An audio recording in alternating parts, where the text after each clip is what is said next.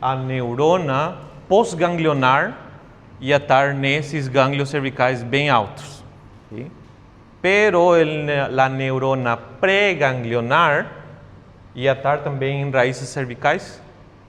Não. ¿Sí? ¿Cuáles son las raíces de la médula espinal que inervan al corazón?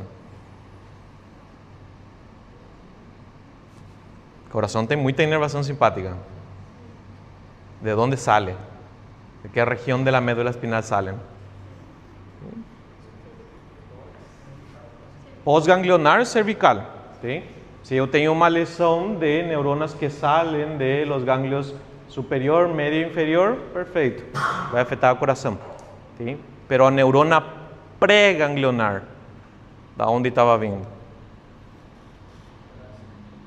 Torácica. Eu posso pegar meu coração com a palma da minha mão. 1, 2, 3, 4, 5.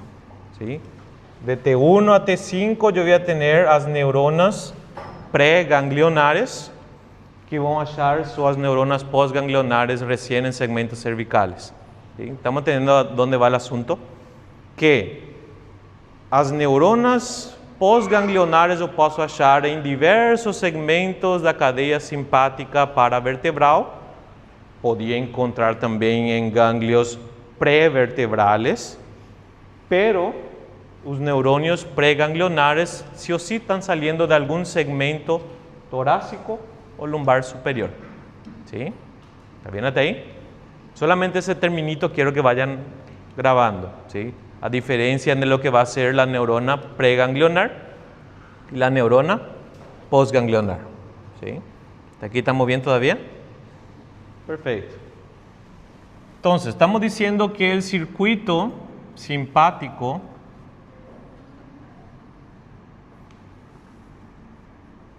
va a tener como mínimo 2 neuronas. Uma neurona que vai estar ainda no sistema nervoso central, en la médula espinal, y otra neurona que vai estar en un ganglio periférico. A esta primera neurona le llamábamos neurona antes do ganglio, preganglionar.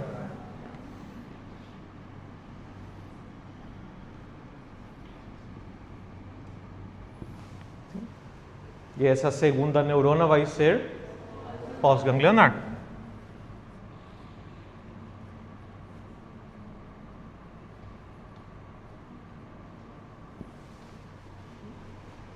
A neurona pós-ganglionar é a que inerva o tecido.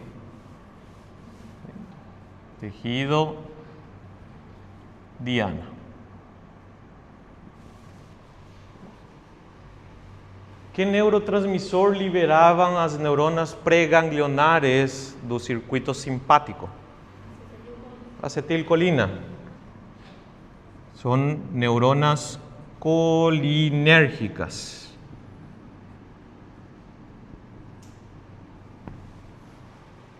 E qual era o principal neurotransmissor liberado pela neurona pós-ganglionar? Noradrenalina. Eu sou muito folgado, vou escrever só NE, norepinefrina. Sim? Daí que essa neurona pós-ganglionar é quase sempre uma neurona adrenérgica. Sim?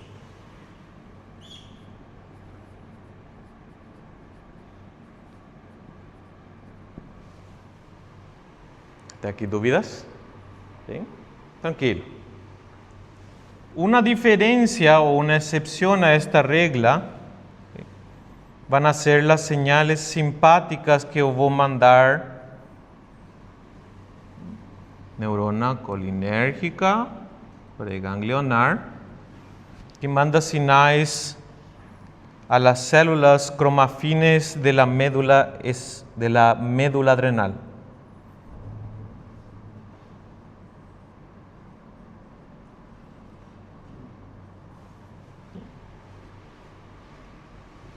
Las células cromafines de la médula adrenal van a actuar como as neuronas postganglionares do sistema nervoso simpático. ¿Sí? Pero ¿cuál es la diferencia? Una es que el metabolismo de la tirosina, que tirosina, dopa, ¿para qué lado? Ahí. El cerebro ya no funciona. Dopamina, norepinefrina, epinefrina. A principal substância que vai ser liberada pela médula adrenal vai ser adrenalina. O principal componente que vai ser liberado por la médula adrenal es la adrenalina. En una tasa inferior a noradrenalina.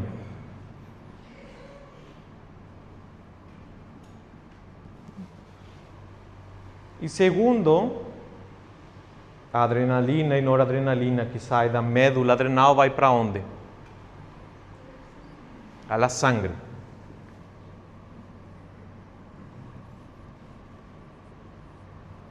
Daí que puedo dizer que actuam como hormonas e através da sangue vão se espalhar pelo corpo para atuar sobre qualquer tecido que tenha receptores para adrenalina.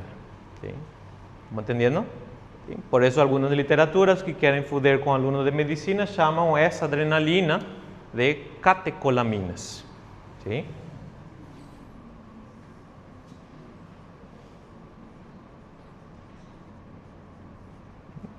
Por definição, as catecolaminas são hormonas derivadas da tirosina. ¿Sí? Vamos ver no endócrino que os hormônios tiroides também são derivados da tirosina.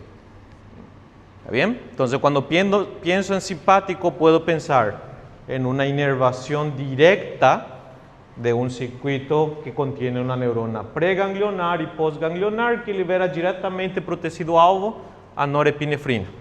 ¿Sí? O esa sinal simpática puede enviar señales a través de una neurona preganglionar en dirección a las células cromafines da médula adrenal para secretar adrenalina e noradrenalina para sangue. E através da sangue vão se espalhar a todos os tecidos do corpo. ¿Sí? ¿Aqui está bem? ¿Sí? Aqui não há mistério todavía. ¿Sí? Bueno. Generalmente la parte que más suele confundir, donde más hay errores o que queda más difícil memorizar, son las acciones que va a tener la norepinefrina o la epinefrina sobre os diversos tecidos do corpo.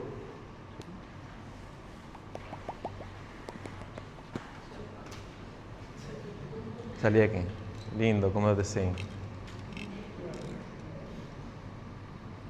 Se eu digo que um tecido é alvo do sistema nervoso simpático ou das catecolaminas, esse tecido vai precisar de receptores que reconheçam essas moléculas sinalizadoras. E vão precisar de receptores adrenérgicos.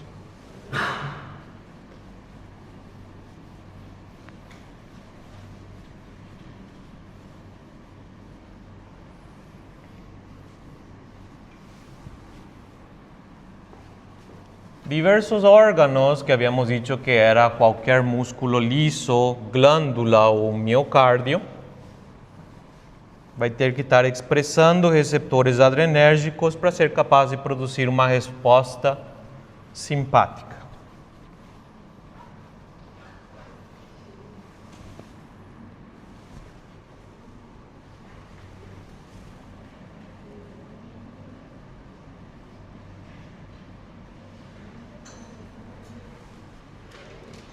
Por ejemplo, los vasos sanguíneos van a tener músculo liso que vão reagir à adrenalina.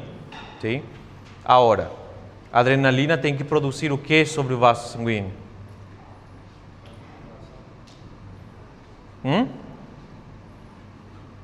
Si estoy hablando de vasos sanguíneos del tubo digestivo, por ejemplo. ¿Sí? Piensen, estou numa situação de luta ou fuga. Eu quero aumentar ou diminuir o fluxo sanguíneo ao tubo digestivo? Diminuir, então fazer vasoconstricção. Mas vai fazer vasoconstricção em todo o corpo? Correcto. Entonces, diversos tecidos vão ter diferentes tipos de receptores. Em alguns tecidos vai provocar uma ativação, em outros tecidos vai provocar uma inibição. ¿Sí? Entonces, la manera correcta de estudiar los efectos de la adrenalina es pegar una tabla y memorizar todito. La manera práctica es la siguiente, ¿sí? Una regla que se aplica casi siempre a todo lo que hay. Son muy pequeños los detalles. Yo voy a tener entonces una respuesta activadora y una respuesta inhibidora.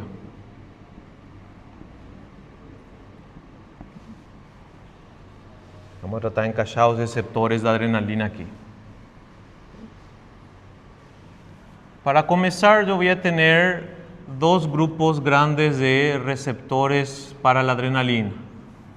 Receptores alfa y beta. Recordando que si digo un receptor para adrenalina, un receptor adrenérgico.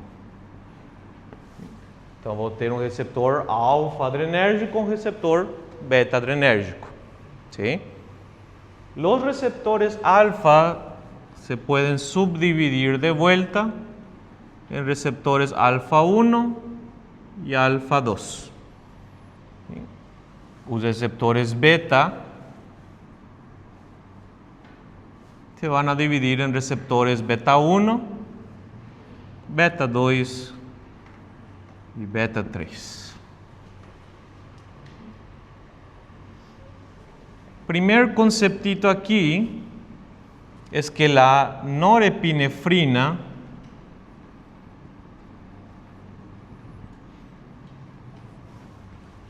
también conocido como noradrenalina,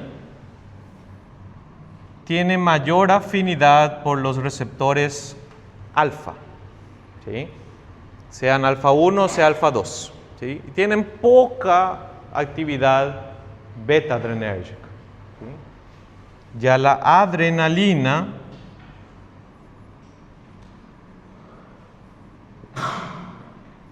es casi bisexual. ¿Sí? Va a pegar o alfa o beta. ¿Sí? De ahí que cuando yo hablo de la descarga de la médula adrenal, esa descarga va a agarrar sin excepción a cualquier receptor de adrenalina que tenga en un camino. ¿Sí? Por eso casi siempre cuando pienso en esa respuesta adrenérgica bien sistémica, estoy hablando de una descarga de catecolaminas en la médula adrenal. ¿Sí? ¿Hasta aquí estamos entendiendo? ¿Sí? Entonces, hay una diferencia entre afinidad de la norepinefrina y la adrenalina por receptores alfa o indistintamente por receptores alfa o beta. ¿Sí? ¿Hasta aquí está bien? Casi siempre, si yo pienso de manera general, cualquier tejido que tenga que ser activado pelo sistema nervoso simpático va a utilizar receptores alfa 1. ¿Sí? Si yo quiero que el tejido se active, estoy diciendo que haga una contracción el músculo liso, que la glándula comience a secretar. ¿Sí? Voy a estar utilizando receptores alfa 1. ¿Sí? Las excepciones va a ser para el beta 1 y beta 3. ¿Sí? Beta 1 yo voy a encontrar principalmente en el corazón y beta 3 voy a encontrar principalmente en el tejido adiposo.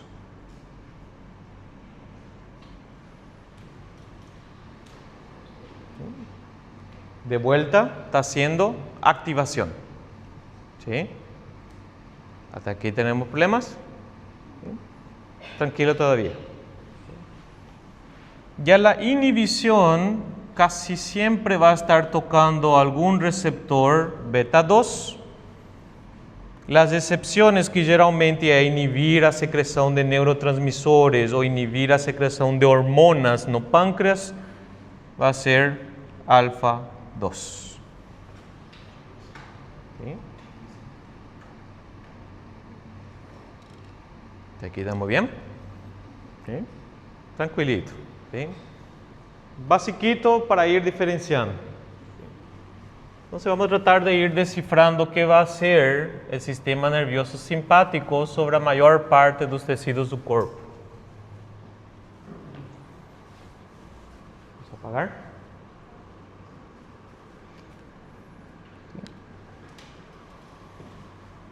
Vamos a ser completos. ¿Recuerdan? ¿Cómo se llama? Órgano o cuerpo yuxtaglomerular del riñón. ¿Qué hacía ese individuo? Secretaba A. Vale, ustedes ya dieron FISE 1. ¿Sí? No. Importante. La evativação de um sistema que começa no rim e termina na corteza adrenal. Então, secreta renina. Vamos colocar aqui células yuxtaglomerulares del riñón. Recordando que esses indivíduos o que fazem é secretar uma tal renina.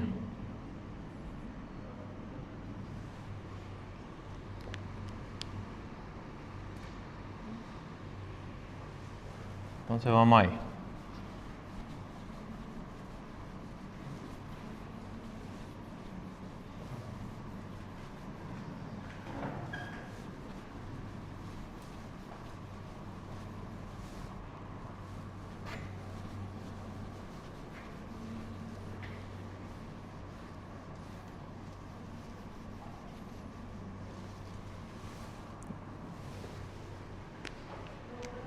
Oi.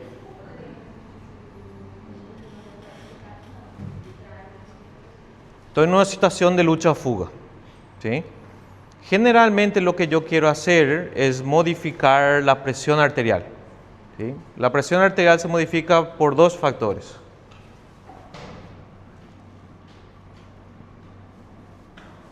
¿Sí? Uno es el volumen de sangre o flujo. Mais sangue passa pela artéria, maior a pressão. E o outro é a resistência do vaso sanguíneo. Resistência é determinado por quê? Por qual variável? Não, já é a pressão aqui. Lembram resistência da via aérea?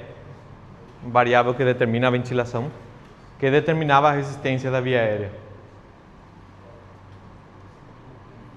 O diámetro da via aérea. ¿Sí? Entonces el diámetro del vaso sanguíneo también va a determinar si puede o no puede aumentar a presión arterial. Es decir, si o vaso diminui seu diámetro, na vasoconstrição, a pressão arterial sobe. ¿Sí? Se o vaso relaxa, o diâmetro aumenta, a pressão cai. ¿Sí? Numa situação de luta ou fuga, a pressão arterial vai subir. ¿Sí? Tanto por um incremento do fluxo. ¿Sí? Por que vai incrementar o fluxo? Porque o sistema nervoso simpático vai estar atuando no coração. Para quê? Para aumentar o gasto cardíaco. ¿Sí? ¿De que variáveis dependia o gasto cardíaco?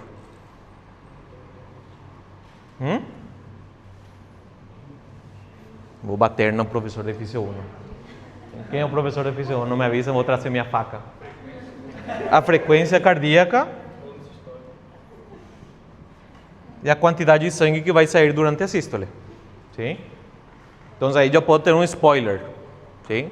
Que tem que fazer o sistema nervoso simpático sobre o coração. Ter um efeito cronotrópico positivo. Viram isso? Caralho. Quem foi o professor de Físio 1? Sim. Coração tem que bater mais rápido e tem que bater com mais força, inotrópico positivo. ¿Sí? Essa terminologia eu quero que vocês peguem. Vamos pegar hoje então. ¿Sí?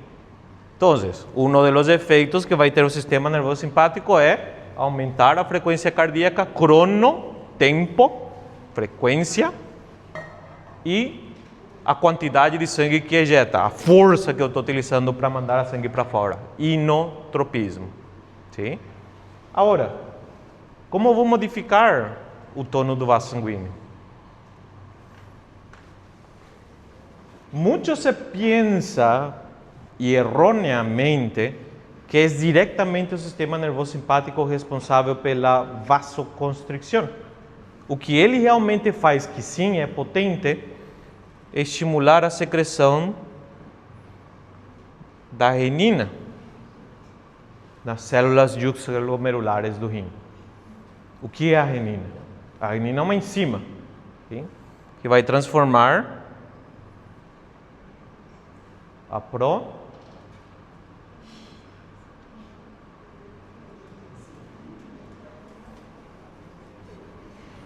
proangiotensina ou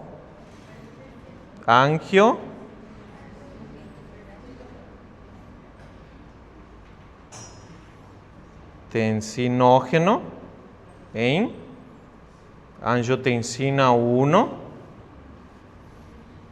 Que fazia angiotensina 1? Ele diretamente porra nenhuma, pero ele vira angiotensina 2 graças à la enzima convertidora de angiotensina. E o que faz a angiotensina 2? Vasoconstricção. Sim? Por isso, normalmente, qual eram os estímulos para a secreção da renina?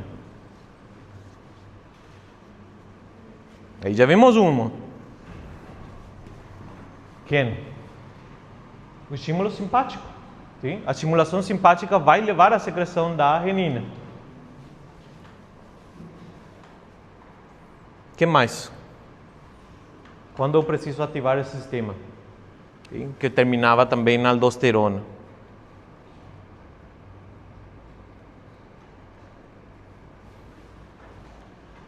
Nem ideia. Sim? Correto. Quando eu preciso reter líquido. Sim?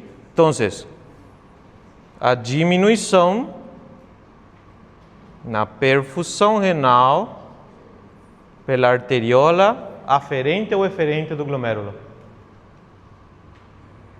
Pela sangue que está chegando ao rim ou saindo do rim? A que está chegando vai sinalizar para o rim que está em pouco volume plasmático. Sim?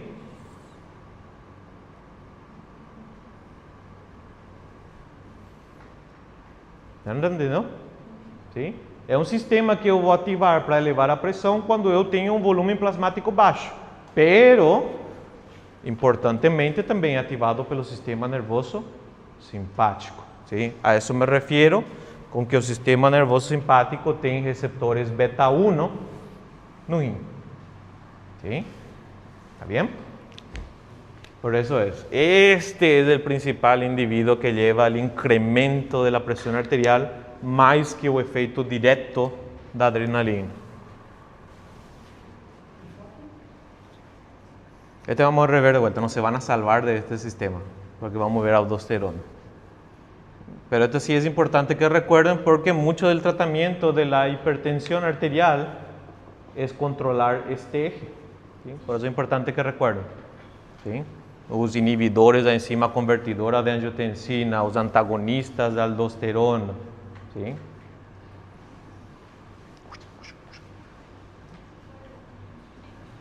Bueno, entonces vamos.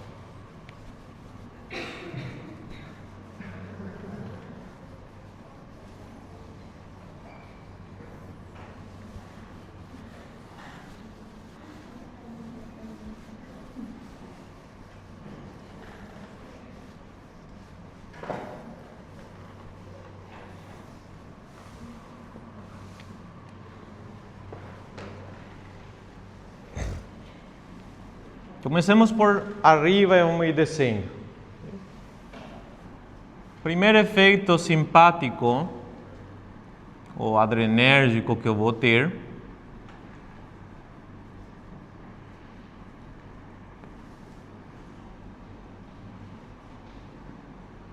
vai ser no ojo. Imagine que eu estou pela floresta e aparece um animal estranho. Meu hipotálamo está recebendo sinais visuais, auditivas, percebe perigo. O que vai acontecer no olho? A pupila? Correto. É decir, que eu vou ter... Vou enseñar um olho feio aqui.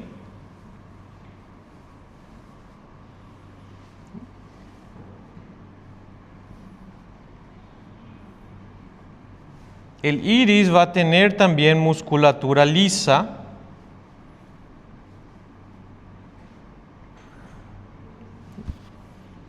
que si contrae, ¿qué va a pasar con este espacio que yo tengo para la entrada de la luz? Va a aumentar, ¿sí? Es decir, yo estoy dilatando la pupila, ¿sí? Estos músculos son llamados músculos meridionales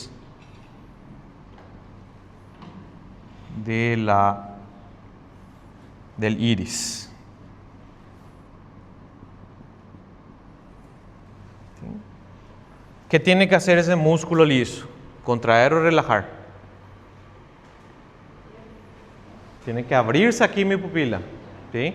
Tiene que contraer entonces. ¿Cuál probablemente va a ser el receptor adrenérgico que va a tener ese músculo liso?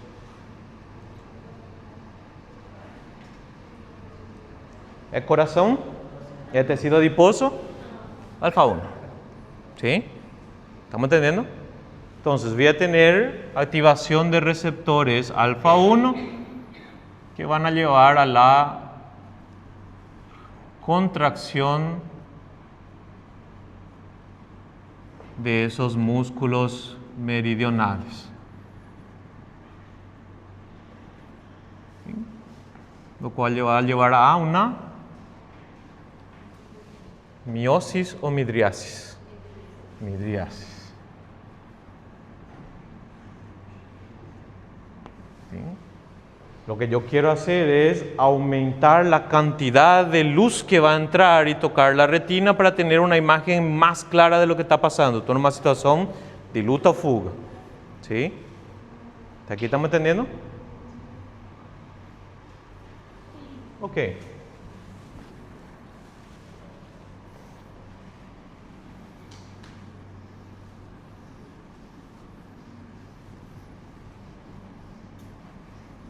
¿Qué vísceras voy a tener en el tórax? Voy a tener el pulmón.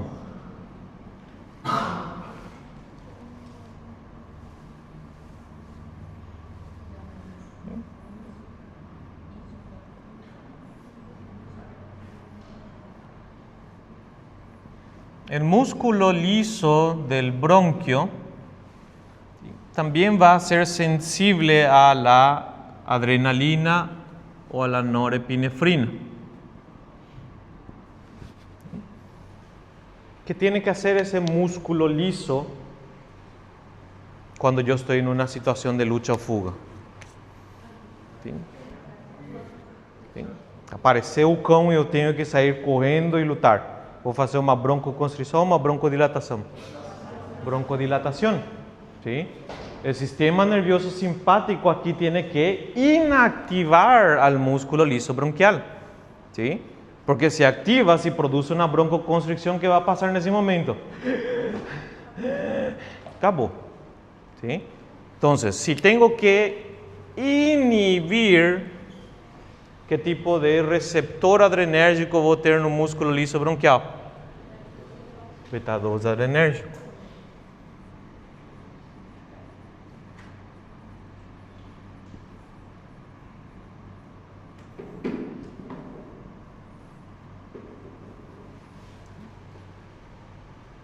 De ahí que si yo tengo una broncoconstricción importante, yo puedo utilizar un fármaco que sea muy similar a adrenalina y que tenga preferencia por un receptor beta 2 adrenérgico.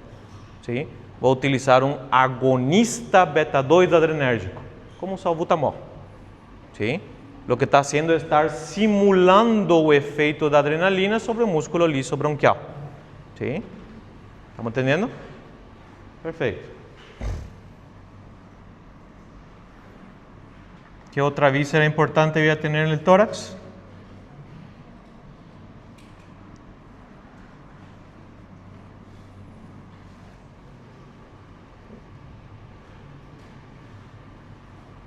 ¿Qué efecto tiene que tener la adrenalina sobre el corazón? Ya vimos spoiler.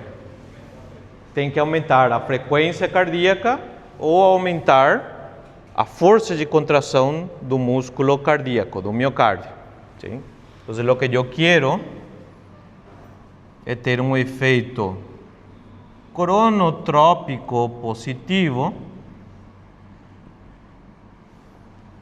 y un efecto inotrópico positivo.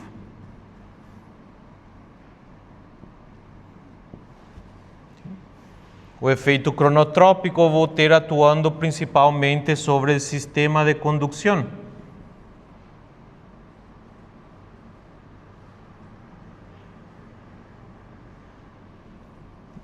E onde o que eu vou estar fazendo é aumentar a frequência de contração do coração. ¿Sí?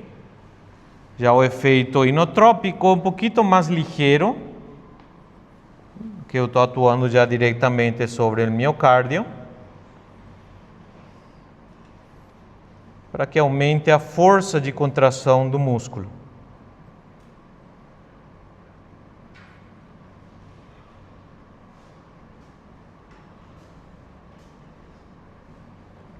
Aumentando assim o volume de ejeção sistólica.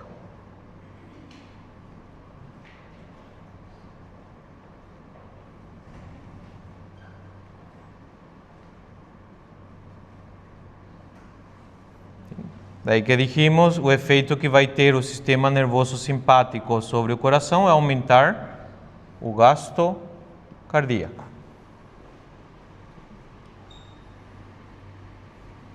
Qual vai ser o receptor adrenérgico do coração? Bem, eu tenho que inibir ou ativar? Ativar, sim? Qual receptor eu vou encontrar no coração?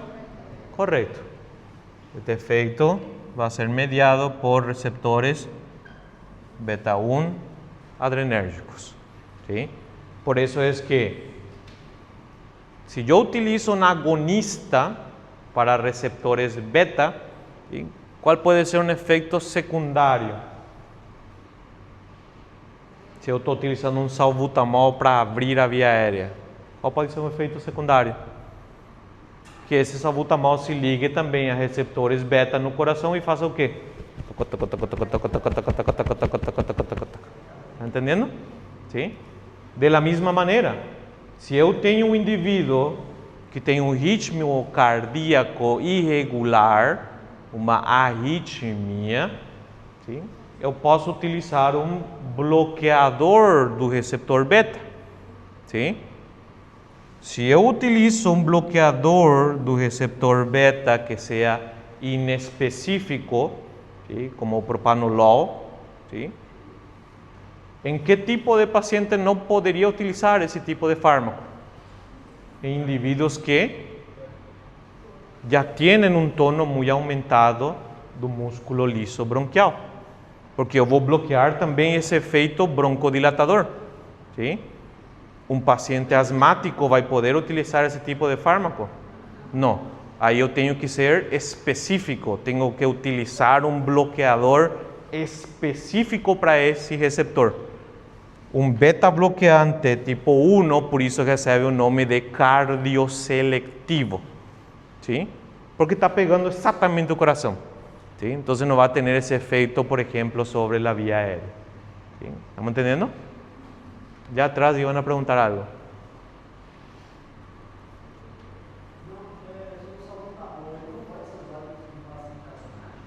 Não. Salbutamol é um agonista. ¿Sí? Um agonista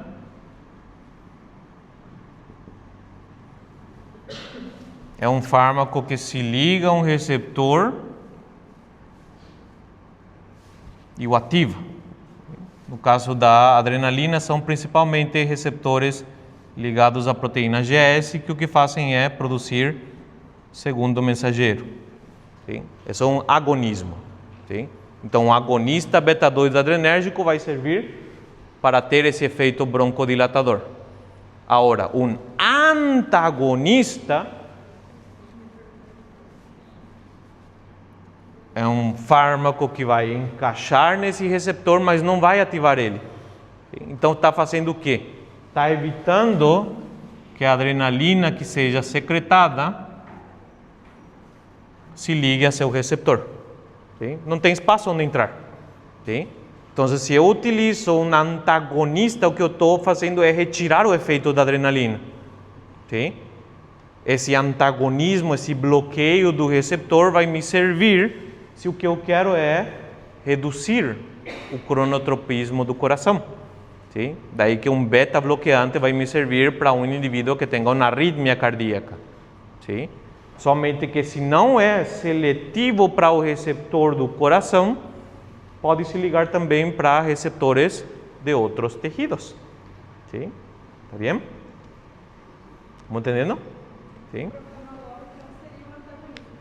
O propanolol seria um antagonista ou um bloqueador do receptor beta. Sim?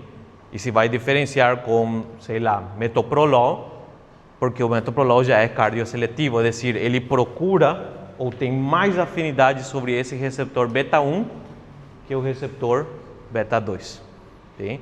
Daí que uno que não seja seletivo, esse sim eu não posso utilizar no indivíduo que já tem broncoconstrição, porque vai empeorar. Sim? Pero se é seletivo para o receptor do coração, vai atuar no coração e vai poupar esse. Tá bem? Aí, só para entender melhor, um paciente que tenha asma Correto. e arritmia, eu Correto. poderia usar os dois? Então, se eu utilizo um que não é específico para o receptor beta-1, o que vai fazer sobre o músculo liso do pulmão? Vai bloquear também o efeito da adrenalina. Então, o que vai acontecer com o músculo liso do pulmão? Vai fechar mais ainda. Sim?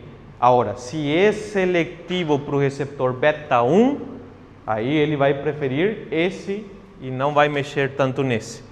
Então, não vai ter esse efeito supressor sobre o efeito adrenérgico no pulmão. Sim? Tá bem? Pergunta até aqui? Sim? Ok. Muito fácil. Que rápido me quedé sin espacio.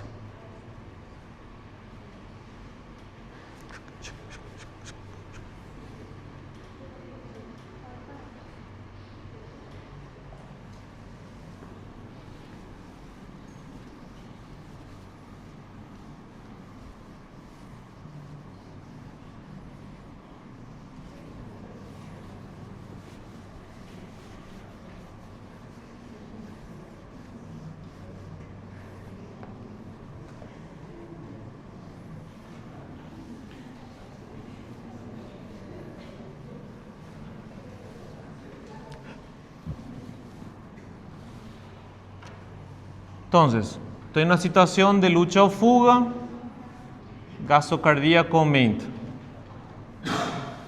¿Sí? Esa sangre va a ser distribuida a varios tejidos. Va a ir para el tubo digestivo.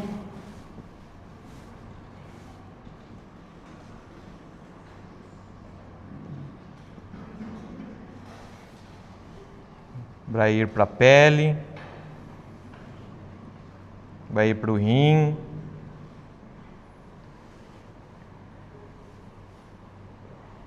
Vai ir para o músculo esquelético.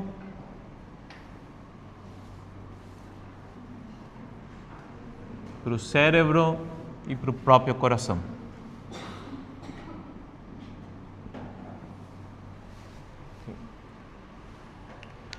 Então, sobre as artérias, ¿sí?, que van a estar irrigando estas diversas porciones del cuerpo, analicemos qué efecto tiene que tener el sistema nervioso simpático. Sobre el músculo liso de las arterias que van a irrigar al tubo digestivo, Se eu estou numa situação de luta ou fuga, dijimos, eu vou aumentar ou diminuir a sangue que passa para o tubo digestivo? Diminuir. Que tipo de receptor, então, eu vou ter aqui para produzir essa vasoconstricção? Se eu inibo, o que vai acontecer com o vaso sanguíneo? Então, eu tenho o quê? Então, qual receptor eu vou utilizar? Fácil. Para a pele, vou mandar mais sangue ou menos sangue se eu tenho que sair correndo e lutar? Menos. Vou ativar qual tipo de receptor, então?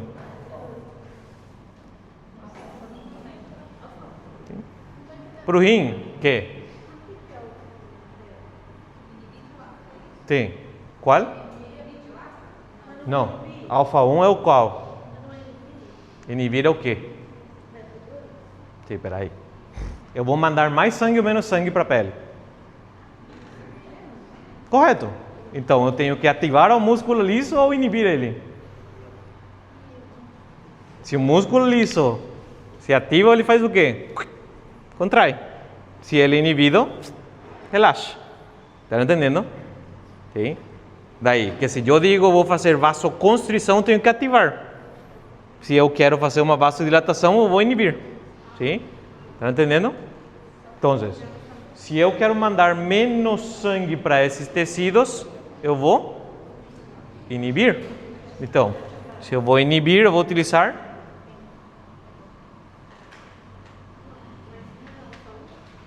como? Ai, peraí.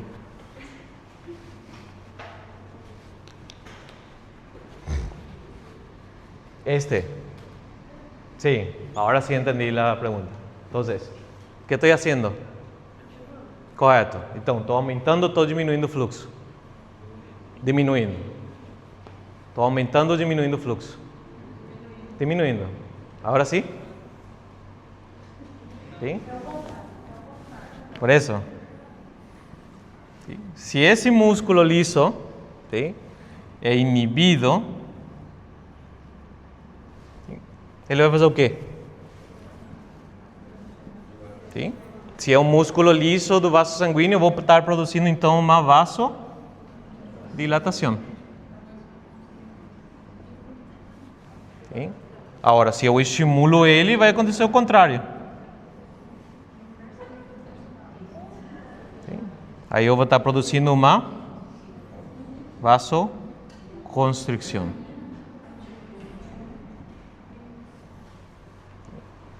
Aí sim? Então, vasoconstrição ativado. Vasoconstrição ativado. O que vai passar com os vasos sanguíneos que irrigam o rim?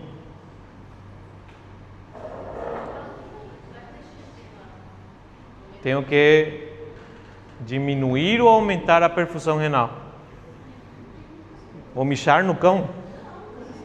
Não, então tenho que fazer o quê? Diminuir.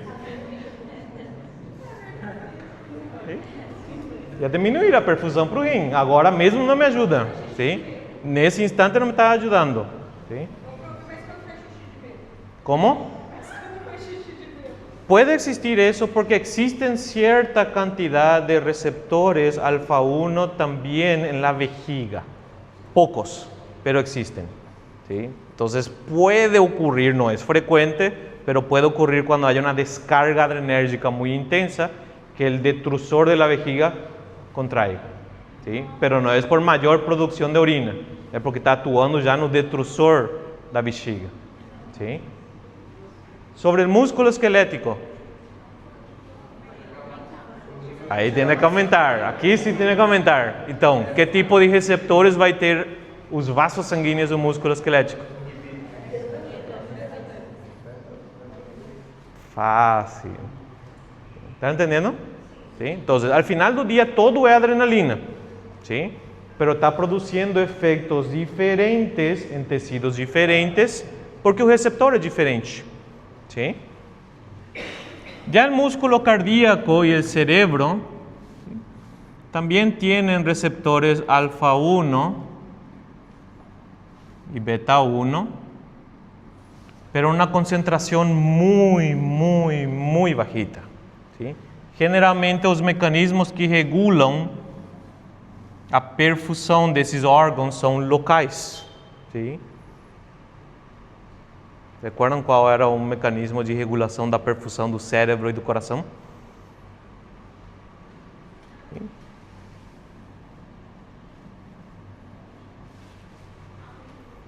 A hipoxemia na circulação coronária e do cérebro produz o quê? Tem pouco oxigênio em volume de sangue. Sim? O que eu posso fazer então? Se num copo entra pouco, posso pegar vários copos. Então o que eu vou fazer? Vasodilatar. Sim? ¿Estamos entendendo? Sim? Perfeito. Então, principalmente a regulação que vai ser o sistema nervioso simpático van a ser sobre vasos sanguíneos que estão fora do coração e do cerebro, e aí já vai depender de qual tecido estou falando. Casi sempre é um efeito vasoconstritor ou vasodilatador. Casi sempre é um efeito vasoconstritor. Para a maioria dos tecidos estou reduzindo a perfusão, ¿sí? Com algumas exceções. ¿Está bem? Sim. Como? Pulmão é alfa 1, pero é muito ligeiro. Recuerdan no sistema respiratório qual é o principal mecanismo que controla a perfusão do pulmão? Que faz vasodilatação ou vasoconstrição? Não é simpático ou parasimpático. Correto? Recuerdan? Relação, ventilação, perfusão. Viram isso? Sim? O pulmão tem que trabalhar com uma quantidade ideal de ar e uma quantidade ideal de sangue. Sim? Se eu tenho um alveolo que está mal ventilado, sim? Seja porque tem muita secreção ou está associado a um brônquio que está fechado, sim? Vai chegar muito oxigênio para ele?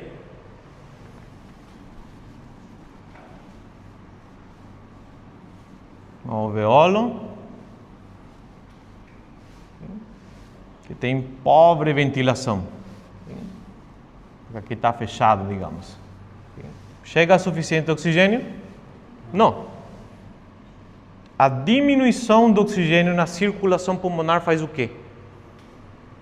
Se eu aumento a quantidade de sangue que passa por esse alveolo que não está ventilado, o que vai acontecer? O CO2 que está vindo para cá não vai limpar e vai retornar para o coração desse jeito. Sim? Isso era cortocircuito ou... Madre mía. Cortocircuito ou shunt.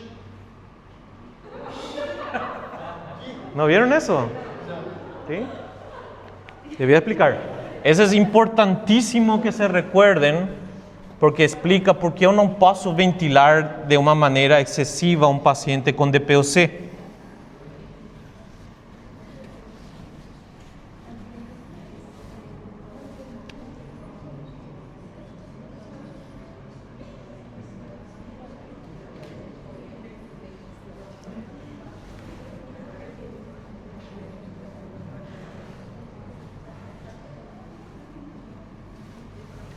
Vou tirar esse e vou botar de volta depois. Inativação tem que ser desse lado.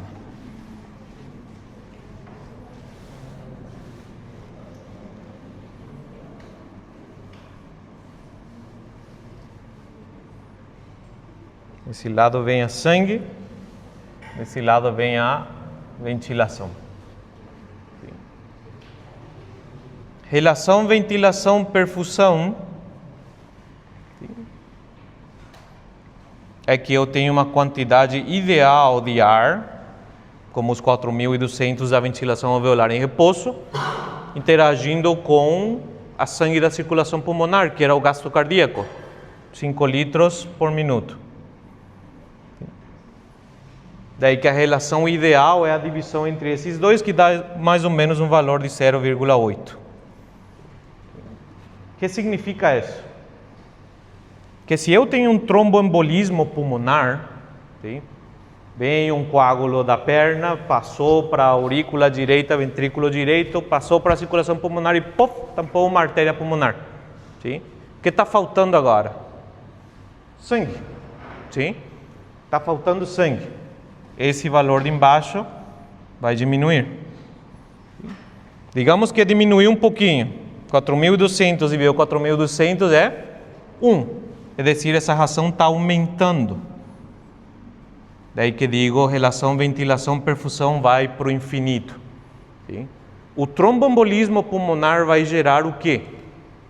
Que o ar contido no pulmão agora é aproveitado? Não. E o indivíduo ventila e o médico passa ar. Soluciona alguma coisa? Não, não é um problema ventilatório. Então gera volume de ar que não participa da troca gaseosa.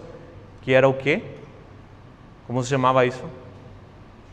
Volume de espaço morto. Sim? Tá bem? Um choque hipovolêmico faz a mesma porcaria. Sim? Recorda a distribuição da circulação da perfusão do pulmão quando o indivíduo estava em pé? Que tinha zona 2 no vértice, zona 3 na base. Não? Em poucas palavras, a circulação pulmonar é um circuito de baixa pressão. Sim? Então, se o indivíduo perde volume de sangue, a pressão em todos os circuitos vai começar a cair. Significa que, eventualmente, os alvéolos preenchidos de ar, que apertam os vasos sanguíneos, como já não tem pressão no vaso sanguíneo, o que vai acontecer? Pop!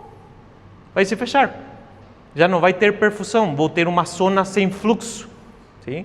O que vai acontecer com o indivíduo com choque hipovolêmico? Oxigênio, CO2, mas por quê? Se ele está... Porque falta sangue. Sim? Esse ar que ele está ventilando serve para nada. É volume de espaço morto. Sim? Agora, analicemos o outro extremo.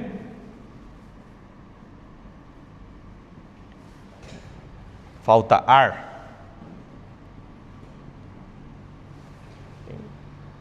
Está caindo a ventilação agora. Tenho uma crise asmática. Estou produzindo uma broncoconstricção, não consigo ventilar bem o alvéolo. Mas o sangue continua passando pelo pulmão. Sim? Essa sangue que vai passar pelos alvéolos agora já não tem mais ar limpo para trocar. Então vai retornar para o coração suja. O indivíduo vai ter hipoxemia, oxigênio baixo e CO2 elevado. Mas qual o problema? Falta ar. É decir, que a sangue está sendo desperdiçada. Sim? Quando a ventilação diminui, essa relação começa a ir em direção ao zero. 2.500 dividido 5.000 é 0,5. 0,4, 0,3, 0,2, 0,1. Esse é um transtorno, desequilíbrio que tende ao zero e gera o quê? Sangue que não é aproveitada para hematose. Isso é curto-circuito ou shunt. Entra o engasgo nesse quadro? Como? O engasgado da pessoa. Sim. Entra nesse Correto. Ele vai entrar e vai começar a produzir shunt. só sangue. Correto. Então, sangue passa para o pulmão, mas não entra ar. Na crise asmática, sangue passa pelo pulmão, mas não entra ar. Sim? O problema é ventilatório e gera desperdício de sangue. Sim? Tá entendendo o que eu estou querendo dizer? Então, se bem é certo que a hipoxemia gera vasodilatação na circulação sistêmica, como no cérebro e coração, na circulação pulmonar isso não faz sentido. Por quê? Se eu tenho um alvéolo que está tampado por secreções, a ventilação aqui nesse alvéolo vai ser péssima. Digamos que aqui tem um monte de secreção, tem fibrose, está tudo fodido. Então, passa oxigênio para sangue? Não. Vou mandar mais sangue para esse alvéolo fodido? Não. Então, na circulação pulmonar, a hipoxemia tem que fazer o quê? Vasoconstrição. Para quê? Para que o pulmão consiga redirigir esse sangue para alvéolos que estão bem ventilados. Sim? Como? Correto, porque aqui também já não passa CO2. Sim? E o CO2 faz o quê?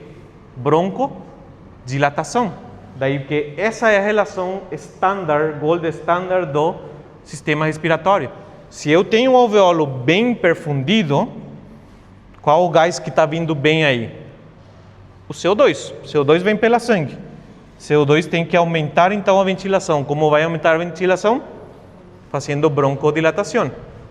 Se eu tenho o alveolo bem ventilado, o gás que vem pela ventilação é o oxigênio. Se está bem ventilado, o que eu tenho que fazer com a perfusão? Aumentar também. ¿Sí? ¿Están entendendo? Daí que justamente o que suele ocorrer é que se eu mando uma pressão parcial de oxigênio muito alta, eu vou forçar o oxigênio a ingressar para sangue e eu vou perder essa vasoconstricção. Então, maior quantidade de sangue vai começar a passar por alvéolos podres. Vai ser aproveitada como deve? Não. A gasometria do paciente continua vindo com CO2 alto e oxigênio baixo. Mas como se eu estou ventilando ele? Como se eu estou passando oxigênio? Porque ele tem alvéolos que não são funcionais. Sim? Isso que acontece com o paciente de POC. Sim? Mandam oxigênio a alto fluxo e fazem gasometria, atrás de gasometria, atrás de gasometria, e o cara nunca melhora. Não vai melhorar, porque está gerando o quê? Cortocircuito. Shunt. ¿Está bien? Entonces, repetiendo. Generalmente, quando hablamos do efeito simpático sobre o pulmão, a maior parte do controle simpático é sobre a musculatura lisa do brônquio. Aí sim. Sim? Mas o controle da perfusão do pulmão, assim como o coração e o cérebro, também é por fatores locais. Sim? Tá bem? Podem vir fatores de fora? Podem. Lembra que botamos aqui angiotensina 1 vira angiotensina 2. Aonde vira angiotensina 2? Principalmente no pulmão. Para quê? Para melhorar a hematose? Não.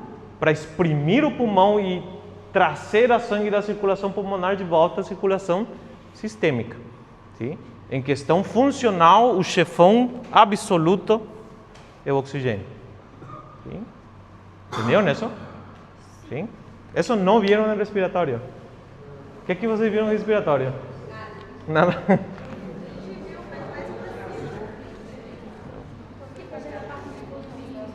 Este é importante que recuerden